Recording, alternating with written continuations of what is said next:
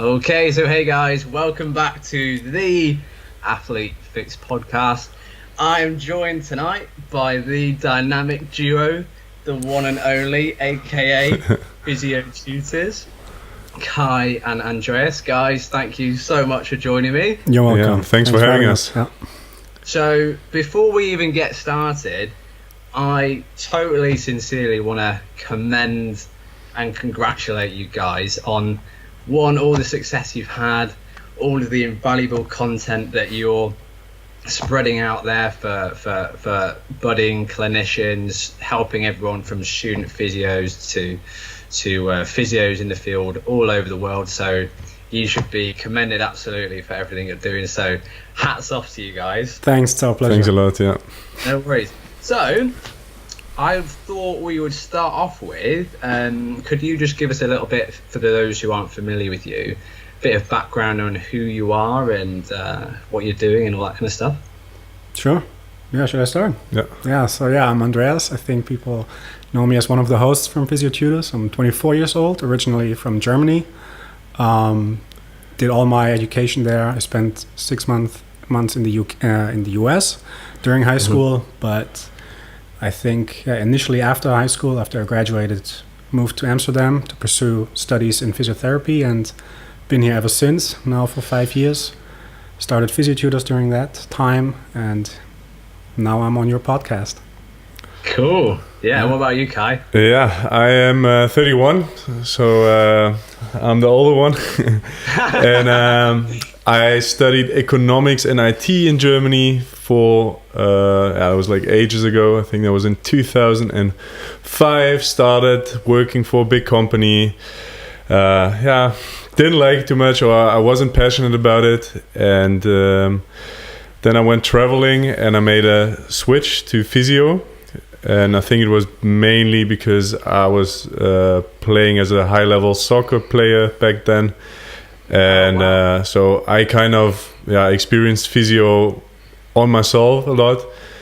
Yeah. And I decided that's what I want to do. So then I also came to Amsterdam, started studying, and never regretted it.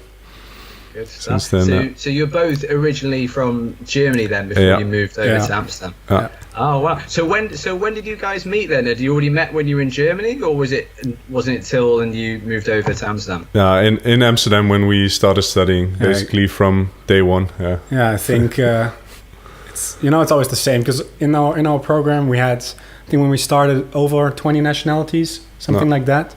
Yeah. In a group of 80 or 78 people, 20 nationalities. So you kind of. At first week, you kind of group with people from your own country, and there were a couple of Germans amongst us. And I think from there on, we were sort of a duo, doing all exams together and group work, and this, of course. And, teamwork makes the dream work. Exactly. And so at what point? So you did your undergrad together, and you're doing the manual therapy masters together as well, right? Yeah. Yeah. And so at what point did you guys get that spark and the idea to start Physiotutors?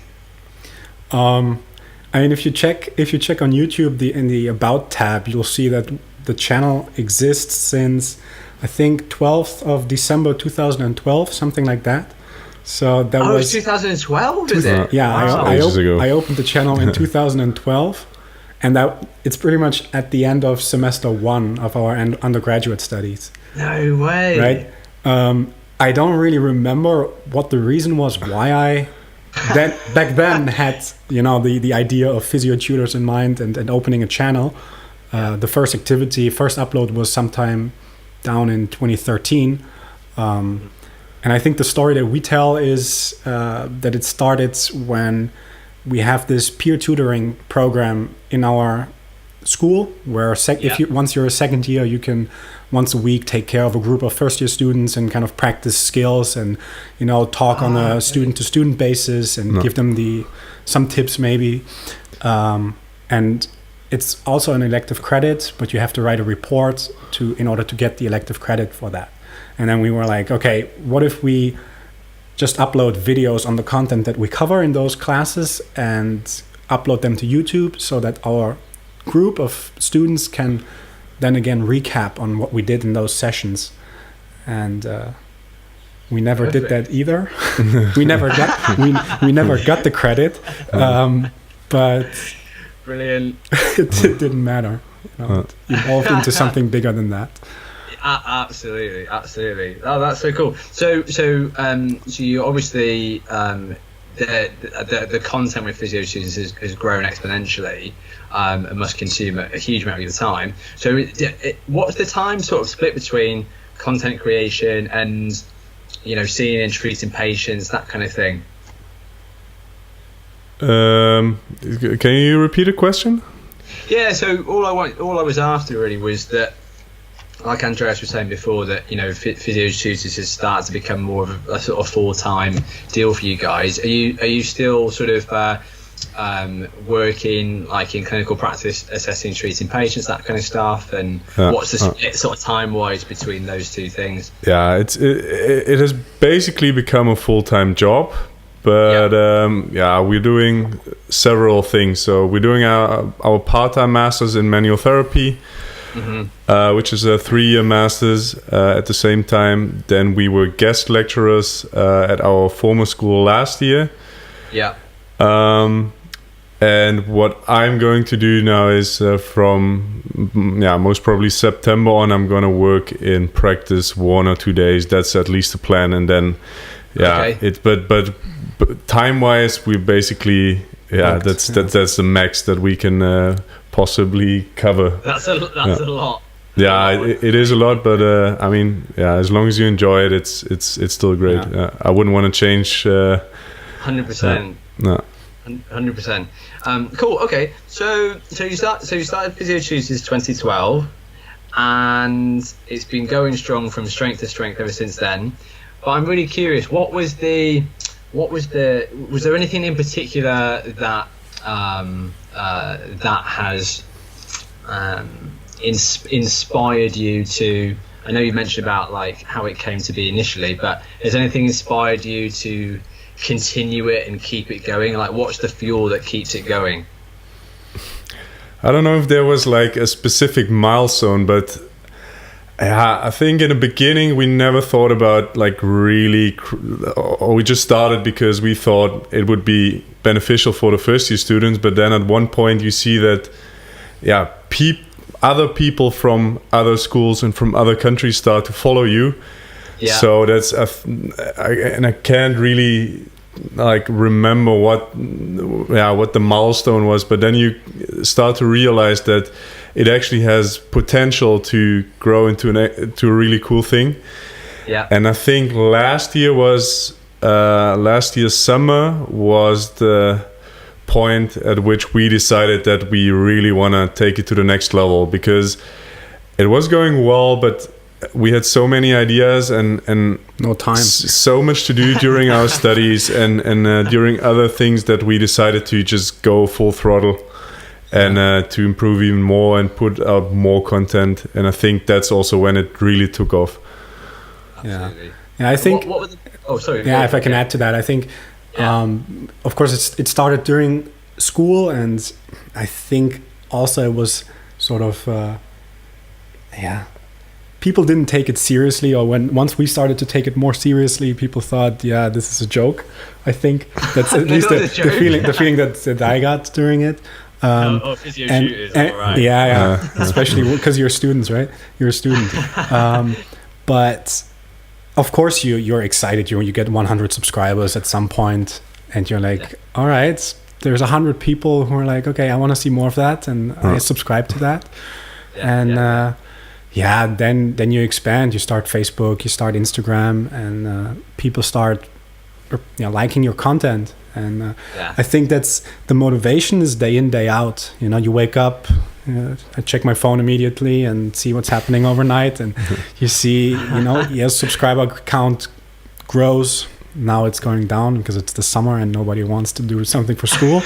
Wants to study. Everyone's on holiday. Exactly. But usually you just see growth, and it's also not, I want 10,000 Instagram followers, and that's where I stop. Once you have 10,000, you're like, okay, let's go for 20, and then and so on. Gotta keep aiming higher, right? Yeah. So and like on that note is that I when I watch the videos, I have a quick scroll through the comments, and I've seen some really heartfelt messages on just how impactful your content has been, whether it's helping somebody through an exam, and they've got nothing but praises to say about you guys. And honestly, because there's so much, there's almost like people are inundated and overwhelmed with the amount of content that's on YouTube and on social media, especially with special tests, but the quality is so variable, massively. And I can't remember when it was when I first came across you guys, but what I would say is that it definitely jumped out and stood out amongst the plethora of the mass of special test and assessment videos that were already out there. And the quality, even in I didn't know it was as early as 2012, but even like when I look back at the earlier videos, the quality to begin with was still, in my mind, was still really good. I cringe when I do that. Really? But it's because I'm sort of concerned with the tech aspects of Physiotutors, so I think you're always a little bit more hard on yourself than maybe other people are, or my standards on what I want this to be, maybe they're a bit higher. But yeah, that's exactly why. Also, one of the reasons was why we started, because as students back then, you learn a shit ton of tests, right? Can I say shit on your podcast? Well, you just have, so no, it's all good. It's all good. It's fine. Yeah, we watched so many videos, or we were looking for videos, because you have your shoulder module, and then you learn 13 different tests, and they're called Hawkins Kennedy. Who's this guy, and how is it done?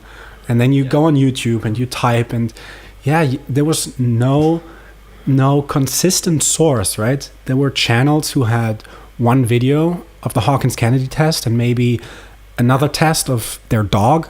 Not a test, a video of their dog, but the Hawkins Kennedy test that they filmed in class from, the back row on their phone, poor lighting, and it's 13 seconds long, has 200,000 clicks because it was uploaded in 2006. And then you have other channels who have maybe 30 videos, all on physio, but it's not what you're really looking for. It's there were two extremes: good content, bad audio-visual quality, and vice versa, where you had great audio, great lighting, but it wasn't what you were looking for, right? It was either then a video of 10 minutes of a whole shoulder exam, but you just want the Hawkins Kennedy test or the near test. And then also the framework of the videos, we weren't satisfied with that, because you gotta trust it, and trust maybe can be conveyed by how you portray yourself, how it looks, but the content, what's the source? Where do you get the information from? If I want to learn more, how can I get to the information that you're using, right? And nobody was doing that. And then we thought, okay, even though we were in second year, I got a camera. We have a pretty big living room. And then we found the treatment bench behind school because they were throwing out treatment tables. And we just fixed it up, and that's pretty much then how we started, right? Where are you guys right now? In our this is like the set back here. This is it. Wow. Yeah. So pretty much what happened is our living room transforms into our set. We move everything towards behind you. Yeah. And we put up all the 4 lights and close all the curtains. So it's completely dark, and then we film here. So in all the videos, you can still see the carpet on the floor. Yeah, that's how you know it's an old video. That's brilliant. I never in a million years would have known that it was being filmed in the living room. Yeah, that's amazing. That's amazing. People think we're kidding. Yeah, that's what everyone is asking, like in which practice we film. But it's such an advantage for us that we can just film at home, because it's easy and quick, and you can just get up, grab a cup of coffee. And it takes like 5 minutes to prepare, and then you're good to go. It's such a time advantage as well. And now I'm never going to be able to stop noticing the carpet now that you've mentioned it. But that's only in only in all the old videos. Yeah. Cool. Well, that's probably a really good segue into so obviously, and the other big differentiating factor I notice, I think especially like what you're mentioning, Andreas, about like the perfectionism and wanting to have, very high quality content, but also, as we all know, that assessment techniques and special tests are not all created equal, and there's never any mention of anything to do with likelihood ratios or validity, reliability of any of these special tests. So at first glance, for the novice clinician, you go, oh right, I have no idea how what the validity of this test is, but I've seen more and more so over time as time's gone on and the content has progressed, is that you always speak to the clinical utility of these tests and then what the evidence is actually saying about them. So my question then is that how has doing Physiotutors changed the way or influenced the way that your clinical practice? No. Do you want to answer on me? I think what we said is it increases your awareness of how powerful or not powerful in most cases special testing is, because if a special test would be everything to diagnose a certain pathology, then basically everyone could do it, right? You could just look up a test on YouTube on our channel and you would be able to diagnose something. Yeah. So it's just one tool, and you have to be aware how good that tool is, and nothing can replace a good anamnesis, patient history, and your clinical reasoning. So at the end of that process, you come up with one or several hypotheses, and you want to make them more or less likely. That's all. I think this is where special testing comes into play, and some tests are better than others, and you, as a good clinician, you should be aware of the statistical values of a test as well. Yeah. Just because of their ability to alter the post-test probability of your hypothesis. So and there's just so many tests out there that are not good, but we are also trying to cover them to increase the awareness that your ability is limited, or like the power of those tests is just small. And even then, for some conditions, even the best available special test is shit, right? And you have no other. That's our. Those are the tools of our trade, right? We can't perform an arthroscopy in practice. We only have the orthopedic assessment test, and if the test, if the quality is bad, it's still the best we have, and we have to make sure that we understand that, and therefore we cover it, just to have the big library and increase that awareness. I think at the end of the day, what you learn as well in the process is that there is just clinical uncertainty. When you start out, I think you do your tests and you do your patient history and you think, the tests are positive, so the patient has this.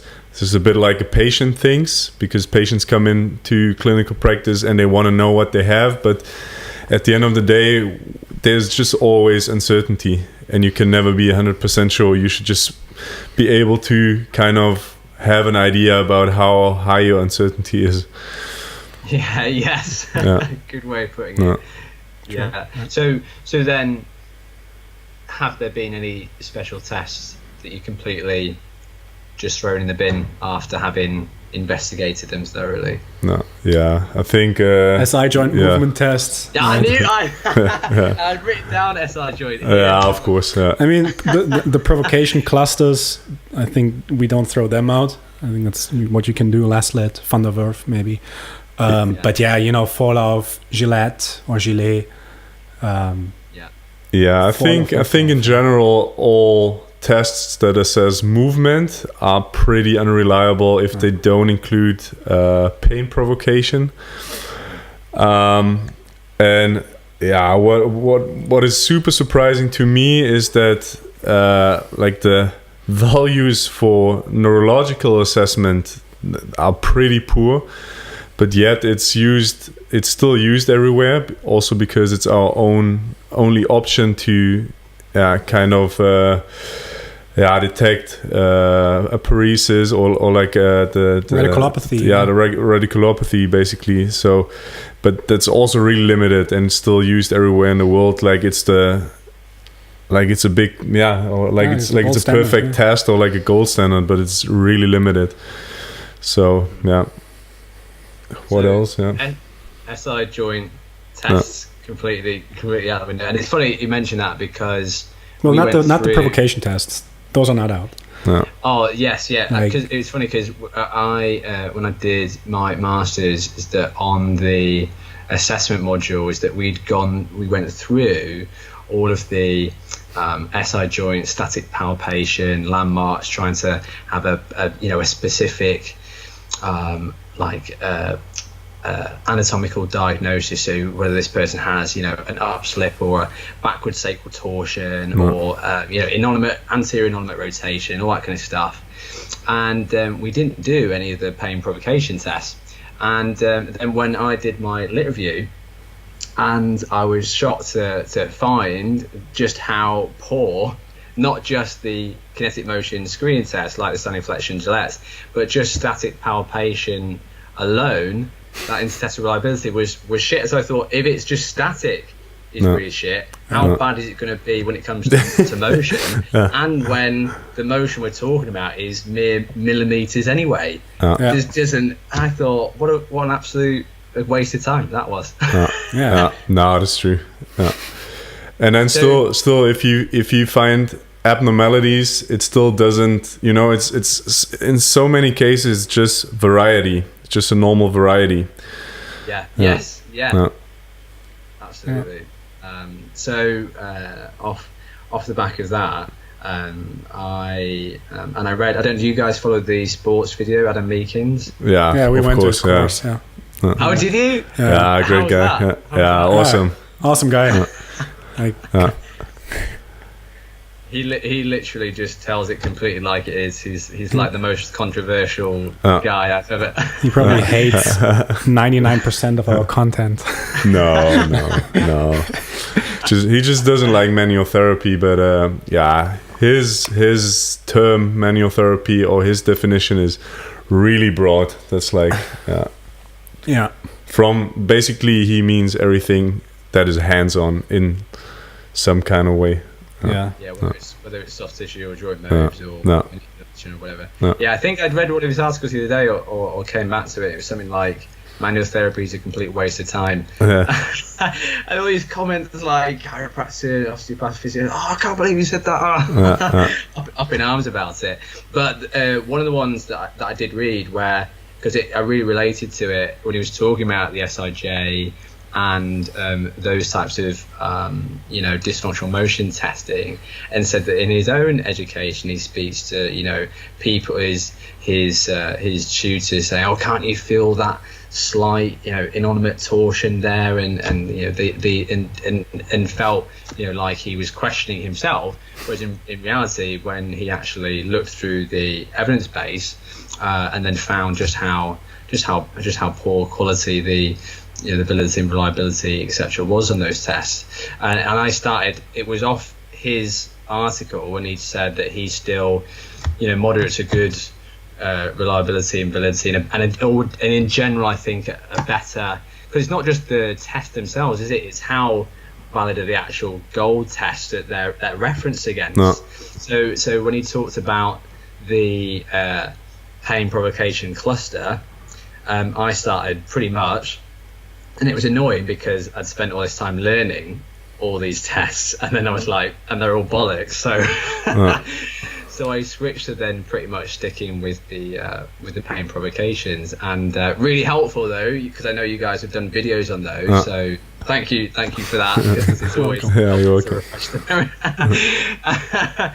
So, anything else in terms of on that note of not just the special tests, but the gold standards? Did you find through your kind of lit reviews and searching through the evidence anything which struggled to have a kind of decent gold standard to base these special tests off?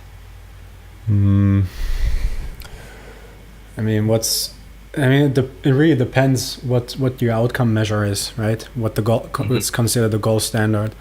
The provocation tests, right? It's injections. Yeah. Analgesic injections. I think. Yeah, I mean it's also always a difference if you use surgery as the gold standard or if you use just imaging, because now we also know if we take the example of disc herniations. I mean, if we're gonna look into, or if I'm gonna have an MRI done on my spine, you're most probably gonna find, or that you have a good chance of finding disc herniations for set joint degeneration, and so that just it always has to go together with the clinical presentation.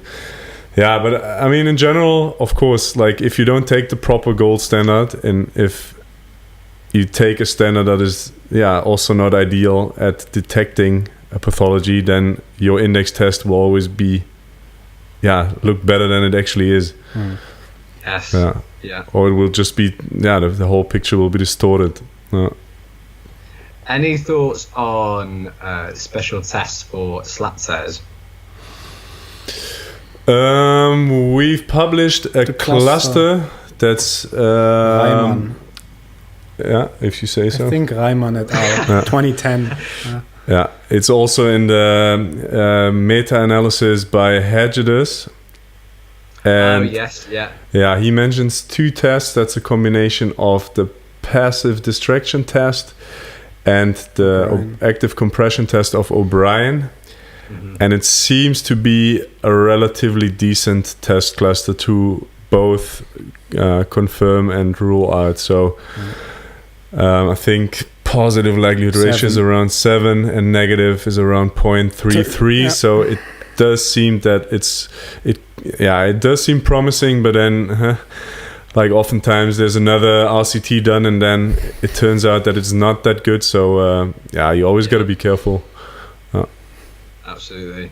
And I think it's definitely something where at least when I was going through my undergrad, is that we spent a lot of time going over special tests, a lot of time, and you get to the point where it's sometimes quite hard to let them go when you've invested so much time learning them in the first place. It's a tricky one, isn't it? But obviously we all like I know you guys are really, really strong proponents, and we need more of these, especially like Adam Meekins as well. Is that we've got to kind of fight against the dinosaurs and make sure the profession is continually evolving and staying current with the evidence. But at the same time, you're like, oh, come on, man. Yeah. Why do we learn these in the first place? We shouldn't attribute too much value at if we're talking about SLEP. Just to go back, I'm pretty sure I have a SLEP tear. I think what was the test we did? If you do an O'Brien or dynamic labral share test, if you do it with me, I think it's a positive test. Let's put it like that, right? Yeah. I also have sort of apprehension maybe in my shoulder, and if you know that the percentage, for example, of overhead athletes or SLEP tears in overhead athletes is huge, even in the general population, and they're all asymptomatic. Yes. So maybe it turns symptomatic, but. And you find it with a test. It was probably there beforehand, before it was symptomatic, and then a lot of incidental findings, right, with stuff like that. One thing I was going to mention off the back of that as well is that I think that sometimes it's I think there's a lot of people who really hang their hat on special tests, and exactly like obviously you mentioned before, is that it's the entire clinical picture, right? And that if your clinical history and the picture in general is suggesting one thing, but your special test is negative, surely you're not going to throw out your whole diagnosis just purely based on that, and vice versa if it's positive. And that was something that I always try to bear in mind. It's almost a little bit, I think, sometimes of trying to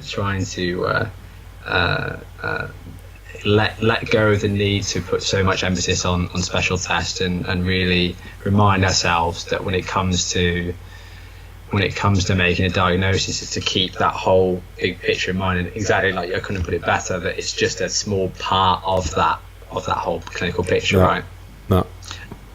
Cool. So one of the things which I thought would be a particularly good question to ask you guys, because obviously you're doing your masters now and you're doing a shared ton of research for the content, is that and also with so much stuff going on and not a lot of time, are there any effective and efficient ways that you found to stay current with the evidence base as you're kind of moving forward with stuff?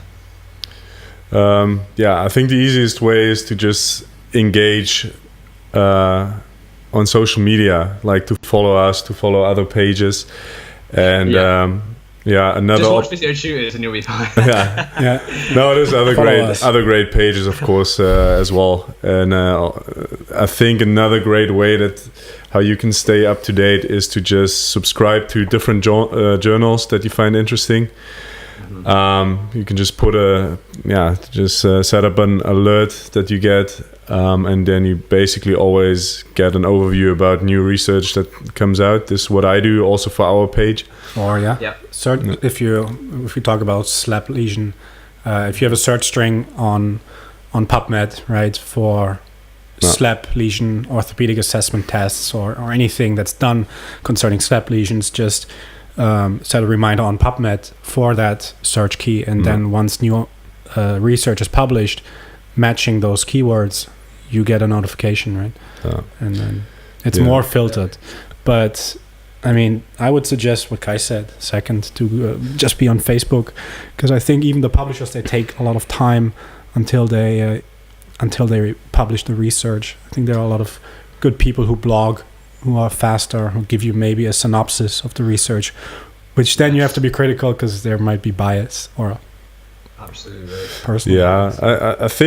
I also think everyone should have like a minimum level of skills to conduct their own research, or like to at least be able to search PubMed if you in clinical practice. If you have the same questions over and over, then you should be able to look up stuff yourself.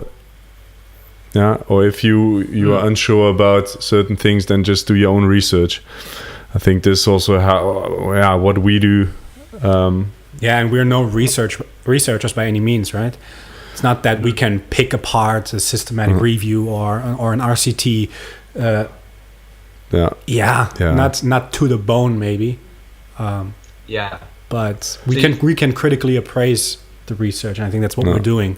I mean, we're also giving a suggestion in our videos, but certainly helps. Yeah, cool, excellent. And knowing what you know now, and on that topic of a lot of tests that become redundant over time. Looking back at your own education, is there anything that you would go back and change in like the traditional sort of physio education? I think I know that's quite a big question. But I think a general problem is that the schools are always behind in time. Like they're just never up to date, because it takes a lot of time until a curriculum is updated.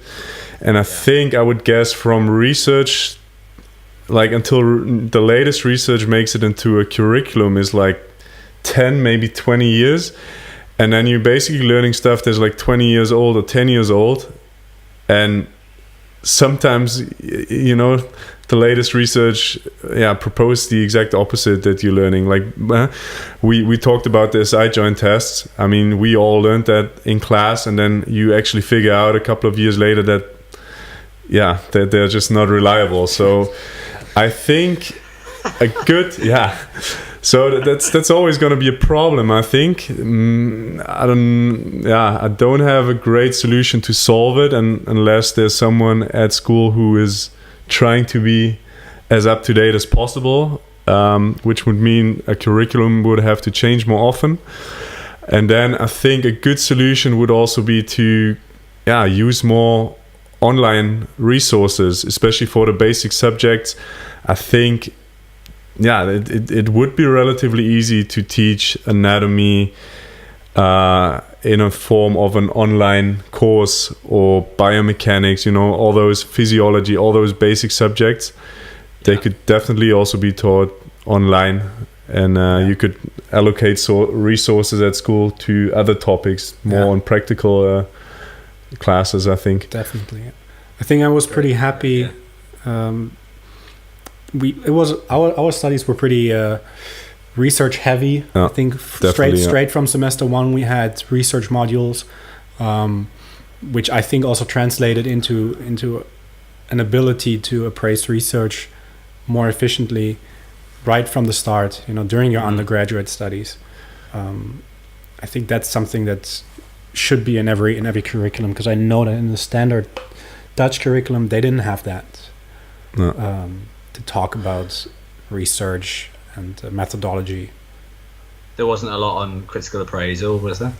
Yeah, in the Dutch program. Not to our knowledge. Yeah. I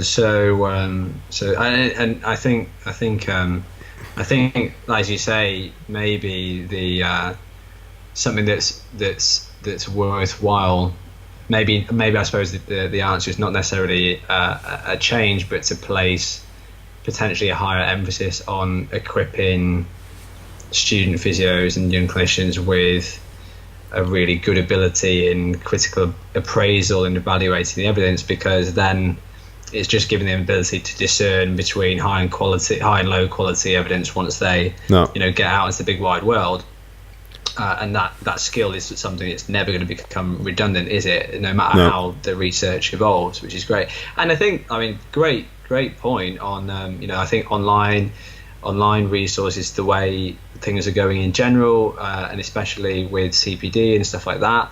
And if it takes, because it is a huge task to change an actual curriculum for a course like that, and take so long, as you mentioned. So maybe, I think stuff like Physiotutors and what you guys are doing is probably the best solution, because they can be, student physios can be watching that throughout, the entirety of their course, and I think that's probably the best solution we've got. Yeah, there's also a bit our motivation, of course, because that's our added value. That's what a school curriculum can provide, most probably. Or you can also just not go through different tests like a million times. They can always watch it back, but also our goal is to provide the latest evidence, of course. Absolutely. Is there anyone particularly? So when you've been on Adam Meakin's course, which course did you do of his? Yeah, he does the shoulder complex. Yeah. Any good? I'm thinking of going on it. Yeah, we can totally recommend it. It's he's a cool guy.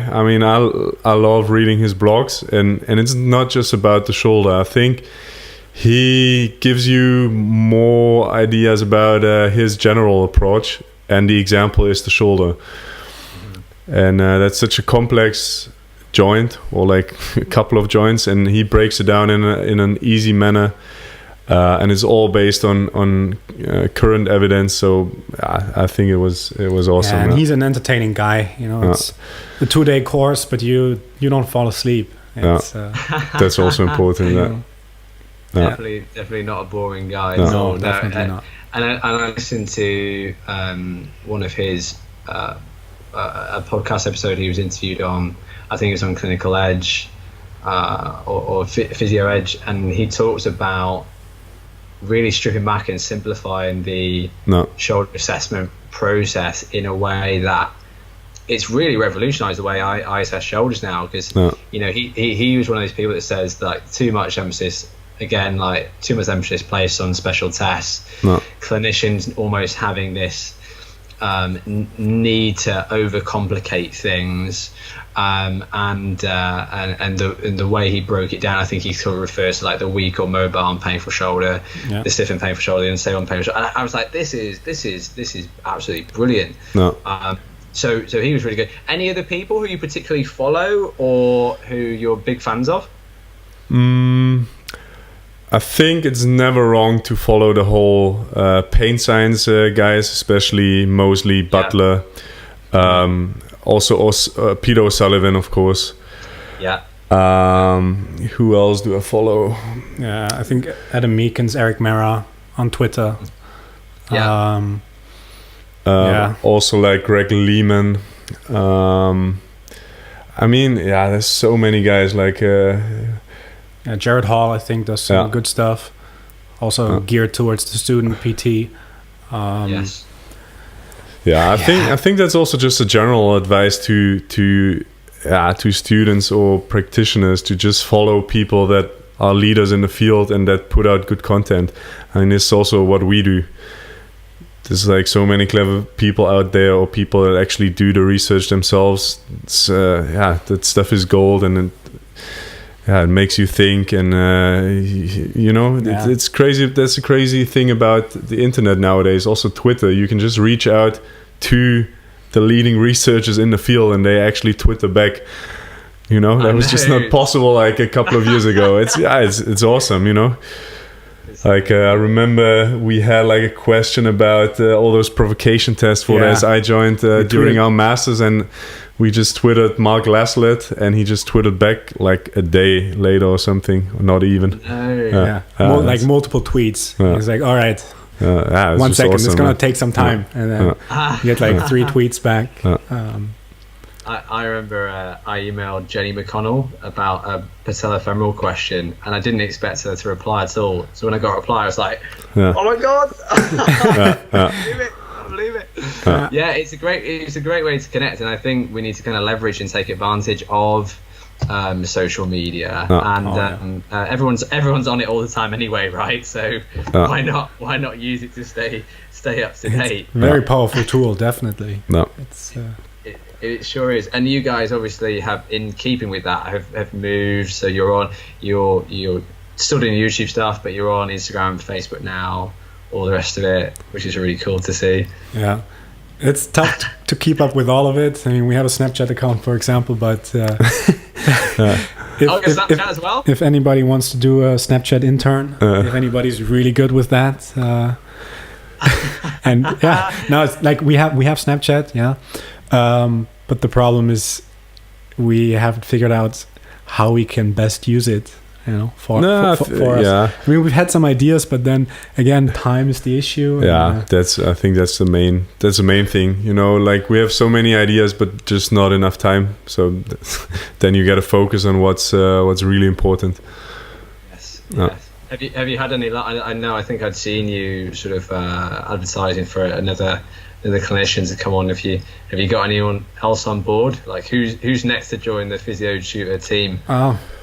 I think what you're referring to is we're sort of trying to create a network of practices or clinic owners overall over the whole world, because we want to provide a database of clinics who are willing to offer clinical rotations to students, because we get a lot of DMs on Instagram or on Facebook of people asking whether they can do a clinical rotation with us, which is not possible yet. So we kind of want to be, the intermediate between the student and the clinic owner, and kind of connect the two. So that was the goal. But as far as Physiotutors is concerned, there's no specific person who's going to join in the near future, but. Well, you've already got the dream team right there. No, but like realistically, at one point we're gonna it's not just going to be the two of us. Also from a clinical expertise point of view, because there's people that know way more than us, and that are specialized in a particular field. So that's an option to just like have more specific knowledge, but also I think if you want to cover things like Snapchat, for example, at one point we have to scale what we're doing at the moment. I think we had a couple of people to write for our blog with some really cool stuff on for example, Jamie McFarland. He wrote about he's a physio for a professional youth team in soccer and how he takes care of them. So we pretty much our blog is open for people to contribute content. Of course, we sort of vet the end product, but we're not very picky. So our blog is pretty much open to anybody who's interested in writing, who is good in writing and who wants to share their story. They can just hit us up and we'll set them up, and they can write blog articles for us. No. And sort of, get some exposure also. Fantastic. So it's a win-win. And of course, down the road we have to scale, and then there are going to be more people sitting here on the couch. You might have to get a bigger couch. Yeah, we have another one over there. We just need a wider lens. So, one thing I just want to ask you, because I just noticed actually that you guys had done a video on the shoulder symptom modification procedure, and I'm quite a big fan of Jeremy Lewis's work, and kind of on the same when we were talking before about, like you mentioned your potential slap, and that a lot of so many people with whether it's a disc prolapse or a slap tear and completely asymptomatic, and these kind of incidental findings, a lot of the diagnoses that we come up with are on this kind of patho-anatomical basis, whereas Jeremy, I'm not I say it like I'm on first name basis with him. Whereas I liked his suggestion that he's sort of going for this kind of rehab classification kind of process to not ignore what is going on anatomically or structurally, but to maybe give an additional diagnosis in terms of best guiding us on where we're going to direct ourselves treatment wise. And I just wondered if you could speak to kind of what your opinion of that whole kind of concept is, whether you think it's useful or not. Yeah, I mean, he's also trying to simplify shoulder pain, right? Mm-hmm. And basically figure out what is a way how I can modify those symptoms through, right, 4 adjustments, whether that's thoracic spine, whether that's more an anterior or posterior positioning of the humeral head during movement. What else was there? Whether that's engaging the rotator cuff more through external rotation, for example. But I also think that even that is not a one-size-fits-all solution. I mean, the question is also if you can use it reliably. I know that he has done some reliability studies that had good results. I know that Adam Meekins did an unofficial reliability study on it, and the results were not that good, which is why they are not so fond of each other anymore, I think. No, but don't know. It's it also has to be evaluated, and then it's the same. Same. You always end up at the same point. It's stay critical, or maybe there remains uncertainty. It's a circle that repeats itself. That's probably quite a good take home from the episode here, is that you're never going to be 100% certain at the end of the day. You're just trying to make yourself the least uncertain you can possibly get Cool. So, I mean, we already mentioned this a little bit, but any other particular sort of future plans for where Physiotutors is going and stuff the stuff that we can look out for coming up? Yeah, a lot. There's a ton. No, I mean, I think the goal in, like, the long-term goal, what we see is that, you know, you start studying physio and we are your standard companion, like that every physio student should know about us. That would be amazing. And we want to be basically want to be the helping hand and maybe friend, colleague along a physio career. I think where we are going next is that we are going to put out a couple of courses. That's one goal. I think we are going more into exercises as well because people are requesting it a lot, and I think there's also potential for an evidence-based approach for exercises and for therapeutic treatment, basically. What else am I forgetting? Yeah, I don't think we're ever gonna go away, because our content has up till now a really long shelf life, right? We don't produce viral content. It's more of, we're trying to be the online video database for best case all things physio, right? And we are the standard companion, the tutor for a physio student, and maybe beyond their studies as well. And then, like I said, I think we really want to leverage the possibilities that the internet holds as far as physiotherapy education goes. And if that's through webinars, online courses. I mean, we've written our thesis on the effectiveness of a blended learning environment if you're a physio. So that's something people can look out for. And more, right? On all channels. Fantastic. And I have no doubt that you'll just continue to go from strength to strength. I mean, I know for a fact that, you know, when I'm doing my search on YouTube, is that you guys are coming up higher and higher, more and more views, more and more subscribers. So, and I'm really glad, because I think it's so well deserved, because it's very obvious when you watch that you put so much effort and detail and thought into your content. So again, like I said at the start, I've just got so much respect for you guys, like the most amount of admiration. And it's really great to see just how much of an impact it's having on young clinicians, or just clinicians in general, or worldwide.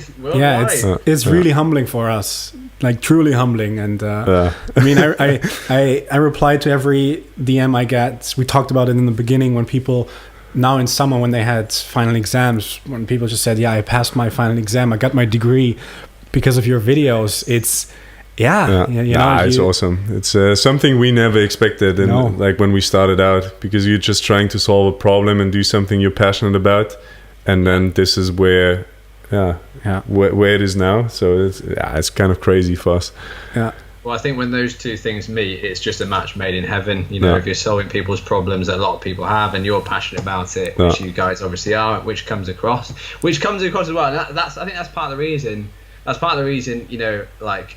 That I stick to your content, not just because of the quality, but because you're freaking passionate about it. So many just boring ass videos, like this special technique, and it's just so dull.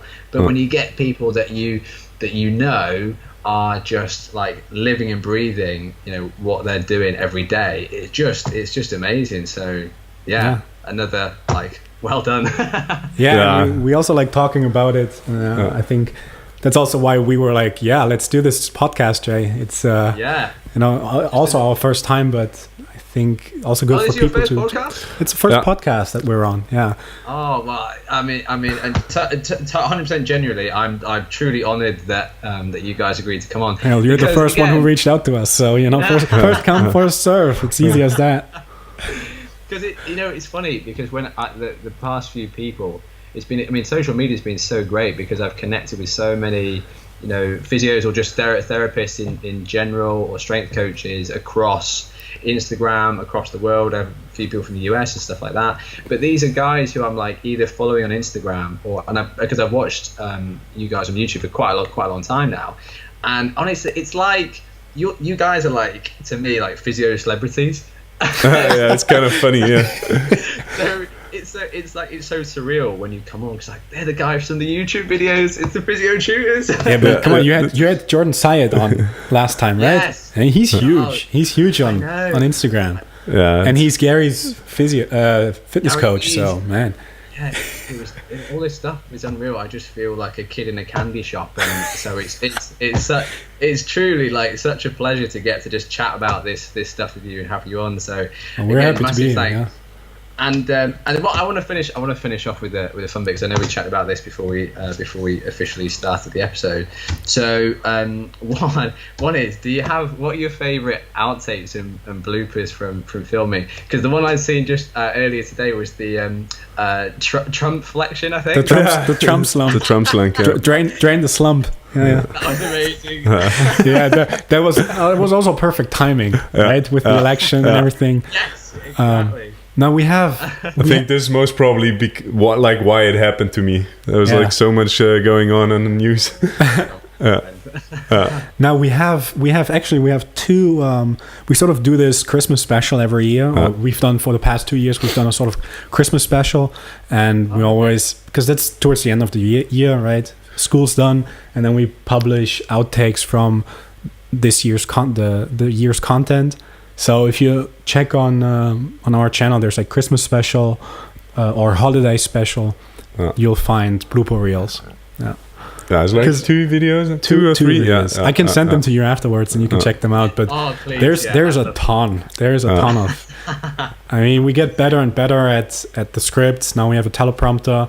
But you still mess up because in your head you're prepping your script and you're like, this sounds good, and then you're on camera and you're like, no, I gotta change it. And you pull it off really well though, because I was watching another one more recently and I could see Kai's eyes just slightly darting, but I was like, but it's very subtle. Like I wouldn't have been able to tell obviously straight away that you guys were having that. So you nailed it. Yeah, that's what we thought in the beginning as well. Yeah, like you can, if you know it, you can see it. I think a little bit, but it just so much improves the videos. That's brilliant. That's so good. And then the other thing I wanted to ask you about was like, amidst your crazy busy schedule, when do you find the time to sort of fit in your own training? Every day. It's the unofficial hierarchy is training, physiotutors, school. No. I think it's always in the middle of the day, because we get up in the morning and we do something for our masters or for physiotutors. And then at around 12 in the afternoon, that's a great mental break, because you can't just like sit behind your laptop and keep going. And then just get rid of some energy, and it's a good refresher during the day. Yeah, definitely. I mean, we also live close, so it's a 5-minute bike ride to the gym. So perfect, ideal. And anything particularly? I don't know if you said before you were doing bodybuilding. It's just general fitness. I think if you promote health, I think it's also important to stay in good shape yourself. I couldn't agree more. Yeah. And like, it's surprising, isn't it, how many people you see in the health profession, whether it's physios or nurses or doctors who are so out of shape. Yeah, it's crazy. Or smokers or all this kind of stuff. And you think, what the hell? I think this is that's what you preach. Yeah, it's kind of superficial, but I think you're already kind of creating a good placebo effect on your patient if you kind of look fit and you're promoting health. I don't know. It's if you don't live healthy yourself, it's pretty hard to promote a healthy lifestyle. I would be like, why do you tell me and you don't apply it yourself as a patient? I don't think that you have to have huge arms or whatever to have a healthy lifestyle. But you know, it doesn't work the other way We around. just do anyway. You can't have huge arms and a shitty lifestyle. No. And yeah, I think, like Kai says, it instills confidence, I think, in your patient, that you also know what you're talking about a bit, right? Yeah, cool. Yeah. Well, I think that's a perfect note to wrap up on. So Right. just want to say thank you so much to you guys again for joining me. You're very welcome. Yeah, Thanks for thanks a reaching lot out for to the- us, for right? the opportunity, For the yeah. invitation. We appreciate it. It's absolutely my pleasure and privilege to speak to you guys. And where's best to follow you? On all platforms. Yeah, so pretty- yeah, Except Every Snapchat, single maybe. platform. Snapchat, not yet. Yeah. But yeah, we are, of course, on YouTube /Physiotutors, Facebook, just type Physiotutors, Instagram @Physiotutors, and Twitter. And we also have a newsletter if you are overwhelmed by all the social media noise and you just want to, or also our noise that we create. We have a newsletter once a week on Sunday night. You pretty much get a wrap up of not all of our content, but the best pieces of content. And you also get the article of the week. So that's the special for newsletter subscribers. They get one article that we currently read or that we find interesting. You get that to your inbox. So I think I'll just go to physiotutors.com, which is our webpage and our central hub for everything. So and you find links there. Yeah. And you can also follow us Superb. privately, I think. But if you're into that. So we'll put all the links to those in the show notes. And just as a Awesome. final note, anybody who's listening to this, if whether you're a student physio, budding clinician, you're already in practice and qualified, I think when it comes to staying current, CPD, online resources, like, look no further than these guys, because honestly they do it right. They do it to such a high standard, and they're an absolute pair of legends. So go straight to Physiotutors. So you heard it, and I'm so honoured to the fact that you guys, this is your first podcast. That's amazing. Yeah, you had Thanks for choosing me. Yeah, you had the right instinct to DM us. Nobody has done it before, so It's going to be my claim to fame. yeah. Well, I was the first one. You were just the first. Cool. Hey, thanks so much, guys. all right, You're thanks welcome. a lot. Thanks for having us. What's the plan for the rest of the evening? Eat. I Yeah. gotta cook now. Yes. Well, I want to be respectful of your time. So again, thank you so much. No, yes, And, it's fine. Let's catch up again soon. Yeah, sure. Yeah, it was great. Always. Thanks. Yeah. I'll give you a shout if I'm ever over it. I've never. Can you believe I've never been to Amsterdam? Oh, you definitely should. It's an awesome city. I'll hit you guys up if I'm ever over there. Yeah, sure. Yeah, sure. Cool. All right. right. Take it easy, guys. All right, Okay, take care. hey, take care. See ya. Have a good evening. Hey, See ya. Bye. bye.